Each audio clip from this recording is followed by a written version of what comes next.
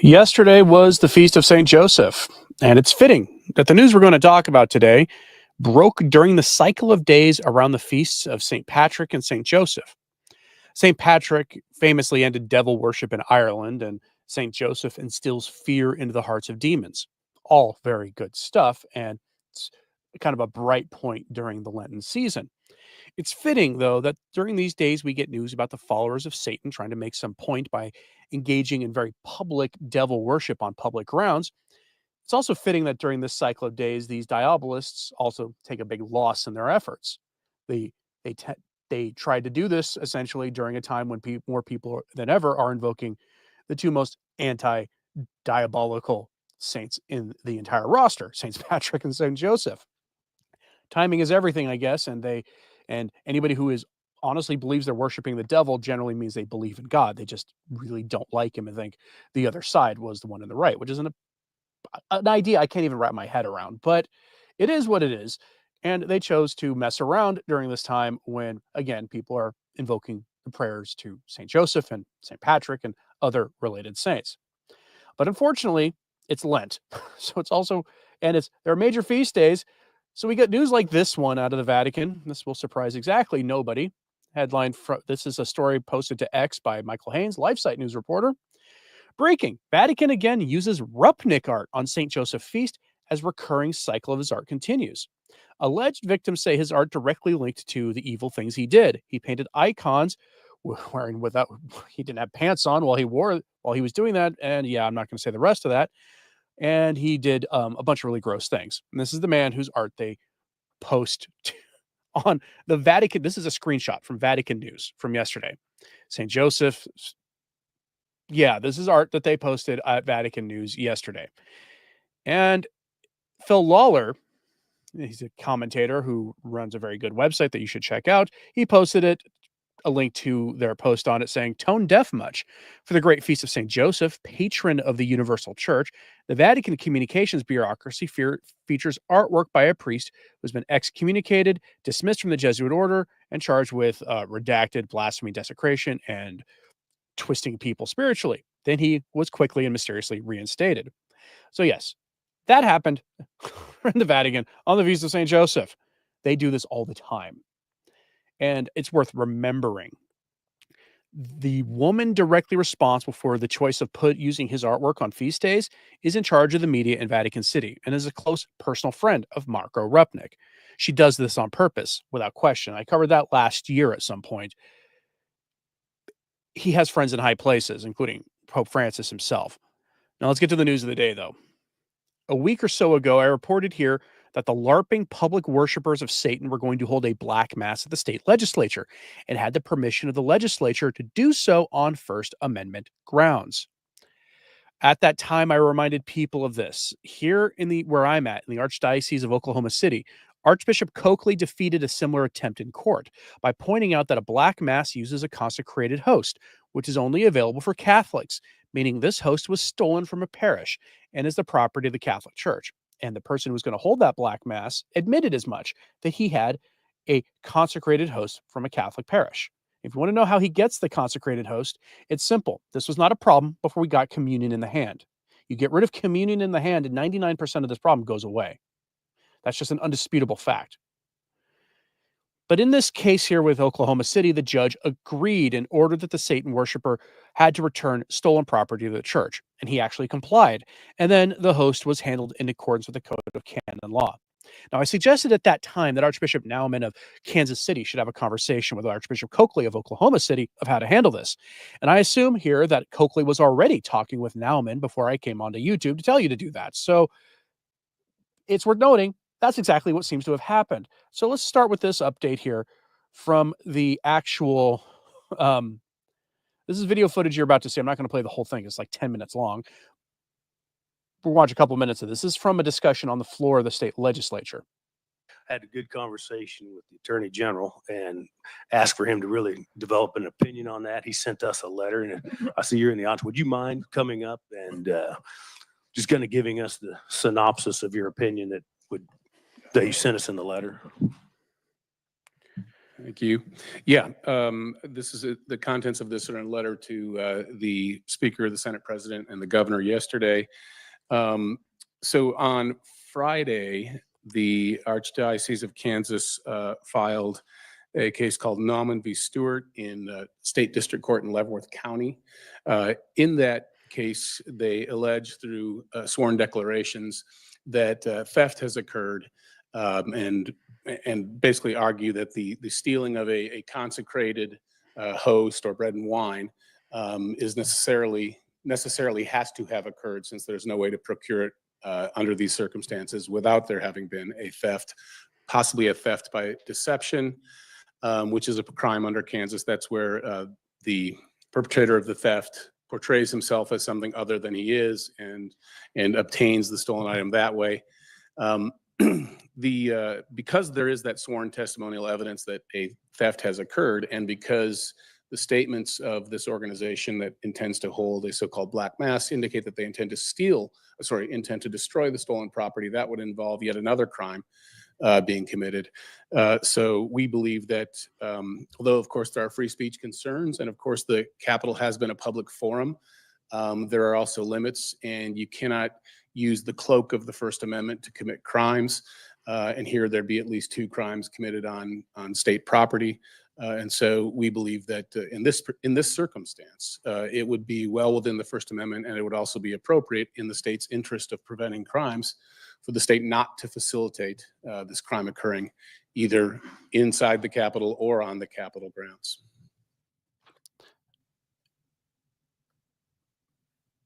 Pretty straightforward. It's oftentimes like lawmakers will allow these evil things to happen because they feel like their hands are tied. So all it takes often to stop it is to show them that the mechanisms exist in the laws, and they'll happily comply if they're not completely off the deep end against the church.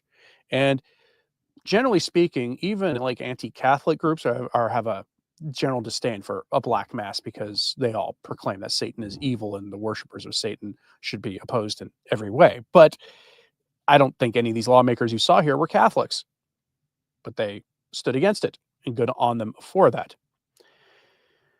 Clearly, they see this as theft and are using this as a legal excuse to kick these diabolists to the curb. And this is, of course, on top of this news here, and this comes to us from Catholic Vote.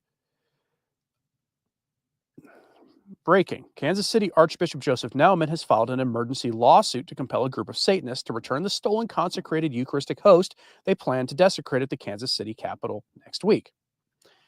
And this is the actual text of it. It's there if you want to read it. But it's pretty straightforward. The host was stolen. It's the property of the church in the eyes of the secular law. I know, talking about the body, blood, soul, and divinity of Jesus Christ being the property of the church is kind of a weird way to describe this. But in the eyes of a secular, neutral on religious questions government, this is probably the best way to handle this. They have filed suit, and you can already hear that the legislators seem to agree that this is stolen property and that a crime was committed in retaining it, and a crime will be committed if they facilitate and allow the followers of Satan to do what they do. So that is a good move, a praiseworthy move by Archbishop Joseph Naumann, taking action that has been clearly demonstrated to work already in the past on dealing with this question. He also has, now this is also worth noting because the Satanists are fighting back. They don't intend to back down on this question, which is also not surprising. So LifeSite, we go for this headline. Kansas Satanists say they'll defy new rules blocking black mass on state property. The Satanic Grotto, okay, President Michael Stewart declared that the group will hold its black mass on March 28th, despite a new policy banning the event on state property. And I mean, these guys are very persistent. They're admitting publicly, brazenly, that they're going to go onto state property and commit a crime because they're using an illegally obtained host.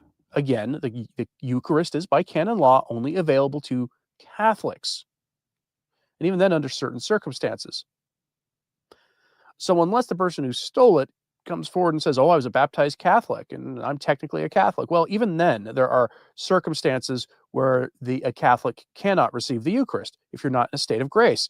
And I'm going to go out on a limb and say somebody who proclaims to worship Satan is not in a state of grace. That's just simple mathematics. It's simple logic. And they could be barred from receiving the Eucharist as well. They have no legal standing, in other words, to continue this. Let's see if they continue, because if they do, they're going to pay a legal price for it. Here are the details. Kansas Satanists have announced that they plan to defy new rules blocking their black mass on state property. In a March 19th op-ed published in the Kansas City Star, the Satanic Grotto's president, sorry, I can't help but laugh at that stupid name, Michael Stewart, declared that the Satanic group will hold a black mass on March 28th, regardless of a new policy banning them from holding the event on state property. On March 28th, we will enter the Kansas Capitol and perform the black mass according to our original permit, Stewart stated. We acknowledge it violates the new permit and there might be consequences. Nothing bad will happen and we will leave, or at least that's what I hope will happen, he continued. Stewart further told the Kansas Capitol Bureau that the group will hold the black mass regardless of whether this results in their arrest. He also revealed that the group plans to perform the 4 blasphemies ritual, which mocks the Stations of the Cross. Stewart's statement comes after Kansas legislators passed policy changes to events held on state property, which would essentially ban the black mass, according to Kansas Reflector, part of the state newsroom. Organizations and individuals will not be permitted to, quote, meet or gather when participation in limited or restricted on the basis of race, color, religion, sex, age, handicap, cultural heritage, or national origin or ancestry. Furthermore, gatherings are forbidden if an individual has made a threat verified by state law enforcement against the governor, a member of the legislature, or other public official.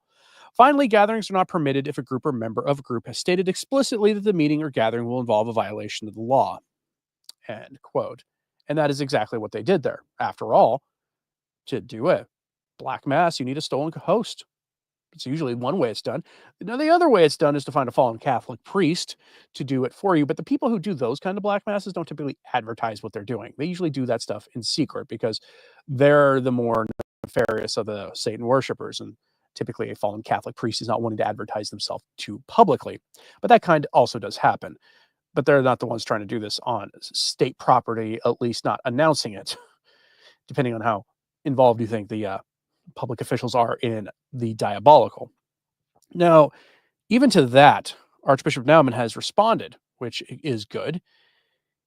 Get this story also from LifeSite. Headline: Archbishop Naumann will reconsecrate Kansas to Jesus through Mary in response to Satanic event. Archbishop Joseph Naumann of Kansas City, Kansas, announced that he will reconsecrate the state to Jesus through the Immaculate Heart of Mary just a few days before a so-called black mass planned by a satanic group. And this will not surprise you to learn that he is intending to do this on the Feast of the Assumption, because that is a holy day of obligation that's coming up next week. So go make sure to plan your mass accordingly. And he is going to be reconsecrating the state of Kansas to that, which is, I think, the perfect day to do it. But this is also a good action by the bishops. Let's get the details of what he's doing. Archbishop Joseph Naumann will reconsecrate Kansas to Jesus through the Immaculate Heart of Mary, ahead of a satanic so-called black mass to be held later this month. In a March 14th parish announcement, Archbishop Naumann, along with the entire Kansas Catholic Conference, announced that he will reconsecrate Kansas to Jesus through the Immaculate Heart of Mary just a few days before a black mass planned by a Kansas-based satanic group, the Satanic Grotto, intends to dedicate the state legislature to Satan. Satanic worship is disturbing, spiritually harmful, and an affront to every Christian, the Archdiocese of Kansas City wrote. Participants may claim that the destructive and offensive acts during a black mass are part of their religious freedom or free speech rights under the First Amendment. However, these rights have limits and do not allow individuals to act in ways that include or incite lawless behavior. We are deeply disappointed that such blasphemous acts that are intended to mock Catholic worship, the beliefs of all Christians and those who believe in the one true God, are being allowed on the Kansas State House grounds. It continued. We must not allow ourselves to be provoked to anger or violence, as that would be cooperation with the devil. Instead, we should approach this situation with all the confidence in God's ultimate victory over Satan, sin, and death. And I tell you, you are Peter, and on this rock I will build my church, and the gates of hell shall not prevail against it. See Matthew chapter 16. The Archdiocese detailed Archbishop Naumann's plan to offer reparation ahead of the satanic event scheduled for the 28th of March. On March 25th, the Solemnity of the Annunciation, the Archbishop will celebrate an evening Mass for expectant parents. During the Mass, he will reconsecrate Kansas to Jesus through the Immaculate Heart of Mary. Additionally, on the day of the Black Mass, Archbishop Naumann will hold a Eucharistic Holy Hour at Assumption Church, directly north of the State House, where the Satanic ritual will take place. After the Holy Hour, he will celebrate Mass.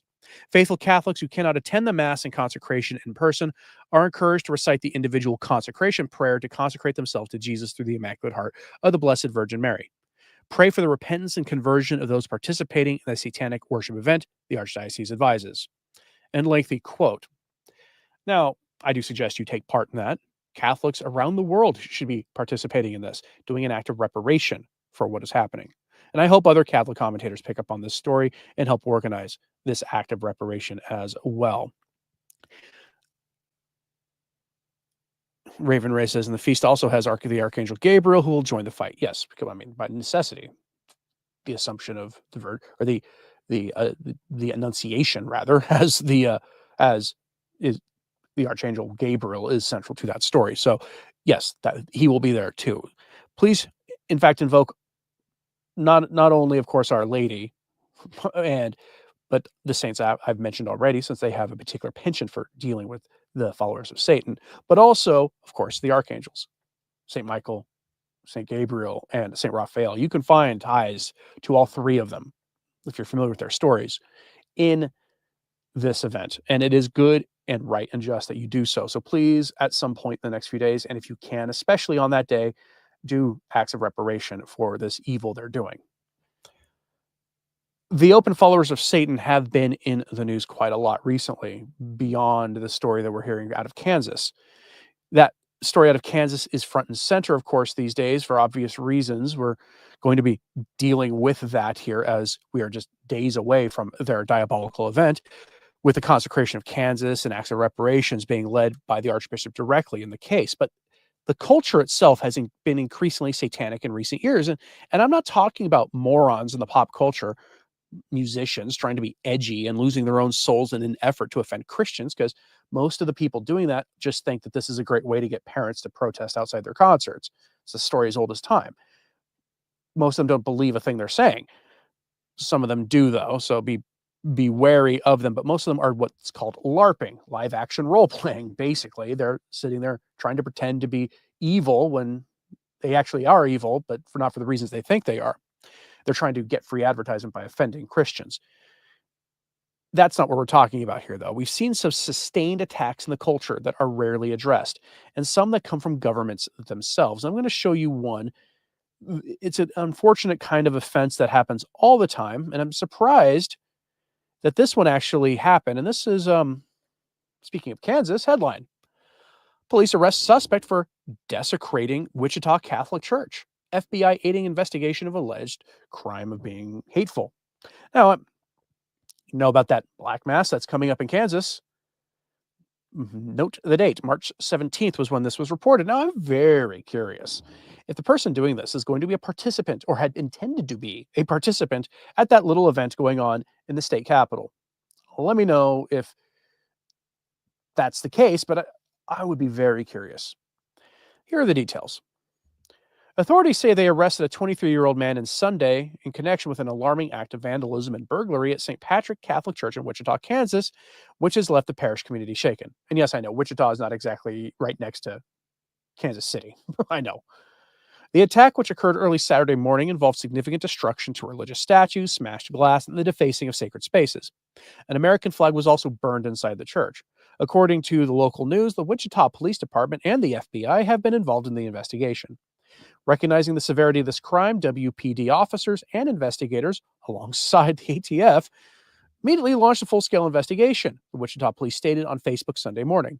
Our dedicated crime scene investigation team worked diligently to analyze evidence, leading to the swift identification of a suspect. According to the police, a suspect was charged with burglary, criminal desecration, and criminal damage to property. They also said the case will be presented to the Sedgwick County District Attorney and federal prosecutors for formal charging considerations. This reprehensible act of vandalism will not be tolerated, said the police chief. Our officers and investigators work tirelessly to bring the subject to justice. And the church has announced that all services are canceled to further notice as the extent of the damage is assessed. The Kansas Catholic Conference condemned the act, calling it a hate crime. In a statement posted on social media, the group described the destruction. After forcing their way inside, statues were destroyed, glass smashed, and other extensive damage exacted upon the sacred space, the conference wrote. St. Patrick Church is a predominantly Latino parish situated in a working-class neighborhood of north central Wichita. The FBI is investigating. A satanic website was scrawled on a wall. This is the face of evil. Catholic Vote also spoke out, sharing details of the incident on X, formerly Twitter, and raising concerns about anti-Catholic sentiment. Some Catholic leaders have linked this act of vandalism to a broader trend of hostility towards religious institutions. And I'll let you read the most of the rest of that, because it does then bring in the fact that there's context that there's a satanic event, this black mass happening on the 28th of March in the Kansas Capitol. And as you can see, there seems to be some links there. So I would hope that those in authority in Kansas or in the archdiocese who have the ear of legislators would take a look at those connections and do so quickly before they pull off their event. That should not surprise anybody that there might be some kind of connection there. But meanwhile, up in Canada, in Toronto specifically, there's a nice local tradition you should be aware of. They have a day commemorating John Paul II. They commemorate the late canonized Pope on the anniversary of his visit to Toronto. Canada, though, and especially Ontario, are in the hands of far-left loons who hate the faith. And they've made a rule this year: no Vatican flag on John Paul II Day. Now that's weird, because they've allowed it every year most recently. And so we go to catholicregister.org with the headline, Toronto bans Vatican flag on John Paul II Day. Now that's odd. They say officially, this is how the law can be used in the other way. This is due, they say, to a change in the law about religious imagery and religious flags on public property. Yes, in Canada, they now have a law against flying religious symbols in public spaces. But the same province of Canada notoriously broadcasts that over the speaker systems in the modern world or in the public square by voice alone. You'll get people who are calling everybody of a certain crescent moon religion to prayer. Well, Ontario has allowed municipalities to do this, even in communities that don't have a lot of the members of that population in there. They do this during their fake fasting month, and people get upset when I call it a fake fasting month. If you've ever encountered, when I was in college, I knew some students from that part of the world, generally speaking, and they all said the same thing. Their entire cultures stop operating during the day. People start going to work in the late afternoon, and then they'll, as soon as the sunset hits at the proper point, they stop everything and they gorge themselves, and then they do it again before the dawn comes, and then they go home. That's not exactly like Lent, and I wish Cardinal Dolan would stop calling what they do like comparing Lent to what they do, because it's not the same. And this is not disregarding the fact that Catholic practices during Lent in the last half century have become very lax by comparison to how they were beforehand. But let's stop comparing the two. But in this case, Ontario has publicly broadcast their prayer call publicly, while saying you can't put a flag for the Vatican up on public property in commemoration of John Paul II's visit. This is clearly not about being neutral on religion, despite what you are about to hear from them. The flag of Vatican City will not fly over Toronto City Hall to mark the annual St. John Paul II Day for the first time in nearly 2 decades. Recent changes in religious imagery policies will see the city no longer flying religious flags at City Hall. Former City Councilor Chris Korin-Kuzinski, who started the ceremony back in 2006, a year after the sainted Pope's passing, labeled the decision as the end of an era for a ritual dedicated to celebrating the life of one of the most beloved figures in Catholicism. This year, the city of Toronto came out of the blue at the last minute and said that we can no longer raise the flag because no religions are allowed to raise flags anymore, he said. For years, we were allowed to do it, and all of a sudden now the city is saying not to do it, and that is sort of discrimination that we shouldn't tolerate. As Catholics, we should stand up just like other religions do. In an email response to the Catholic Register, the City of Toronto confirmed that flag-raising requests are approved based on the criteria of a flag-raising program. Requests are reviewed annually to ensure the program criteria are applied consistently. An event has not been canceled. A request to fly a flag marking Pope John Paul II Day was declined as it does not meet the program's criteria, as the City of Toronto does not approve flag-raising requests to mark religious events, the statement read. Quote. Meanwhile, all across the same province of Canada, you got that thing being broadcast over their public speaker systems, alerting people that it's time to pray if you're a part of a certain religion or not. Yay, Canada. How very consistent of you. LAM in the chat says, I am from Ontario, and it's a disgrace. All you see is the flag of the first deadly sin everywhere. That is absolutely true. And that is a religious flag, by the way. It's just a religious flag that the devotees to that black mass would be most comfortable with. This is clearly their behavior in Ontario here and in Canada, in Toronto especially, is completely consistent with their behavior in other ways. Go back to that trap that Francis fell into. You remember the story of the boarding schools there and the alleged loss of countless young people over like decades there. That story, Francis bought into it fully, turned out to be fake. Many of us at the time knew it was fake, and we tried to warn people. And people were like, oh, I assure you it's real. I'm in Canada, and it's horrible. We have to acknowledge church history. Well, guess what? It turned out to be fake. They did an in-depth investigation into those grounds, and they found literally no evidence that it happened. And yet a lot of church property was destroyed. This is why you never trust the assertions against the church made by the secular authorities. You never trust it, and you never get involved in it. They have an anti-Christ bias. It's what this is. And you see this here with this simple thing. And again, I'm not the biggest fan of the crowd running the Vatican these days, or of any of the post-conciliar popes. But clearly, this is a good tradition in Toronto. Or at least it was. And what are they doing here? Telling Catholics, you don't matter. Maybe we should take their word for it. I'm curious what you have to say about all of this, so let me know in the comments. Make sure that you are praying, you participate in the reparation prayers that Archbishop Naumann in Kansas City is calling for, and that and especially when the 28th arrives, that you participate in that if you are able. This is a very serious event, and make sure to participate. As always, pray for the church. I'm Anthony Stine. Ave Maria.